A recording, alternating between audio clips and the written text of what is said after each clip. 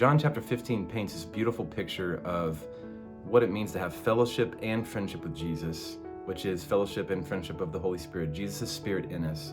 Because he says this, if you keep my commandments, you will abide in my love, right? So there's this idea we want to be close to Jesus, we want to abide in him. But he says this, if you keep my commandments, you will abide in my love, just as I have kept my Father's commandments and abide in his love. He says, abide in me, and my words abide in me, and my words abide in you. Ask whatever you wish, and it will be done for you. So this is the idea of fellowship and friendship. We are looking to have a deeper connection with Jesus, a deeper fellowship, but it's not separate from friendship. It's not separate from obedience. We must do what Jesus has commanded us to do. Jesus summarizes the law with two simple commands. He says this, love the Lord your God with all your heart, with all your soul, with all your mind, with all your strength, and love your neighbor as yourself. I truly believe that if we can figure out how to navigate those two things, then we're obeying all that Jesus has commanded us to do.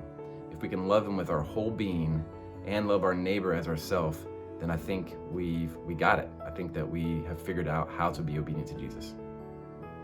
How do you love the Lord your God with all your heart? Psalms 139:23 says this, search me, O God, and know my heart. Search me, God, and know my heart. And I think this is the position that we need to take as we're learning to abide with Jesus, as we're learning to obey his commands. We're like, Lord, what is there anything in me? In verse 24, he says, let me know if there's any grievous way in me. It says, and see if there be any grievous way.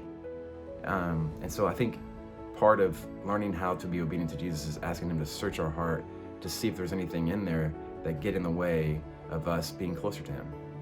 He wants our whole heart. Love the Lord your God with all your heart.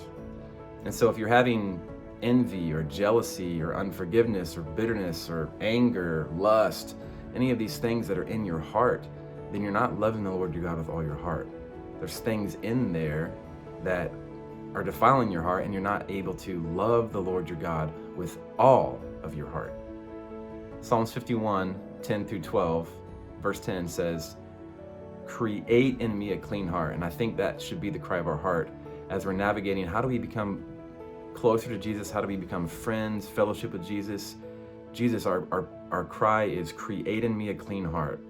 Let there be nothing that defiles my heart so I can love you with my whole heart.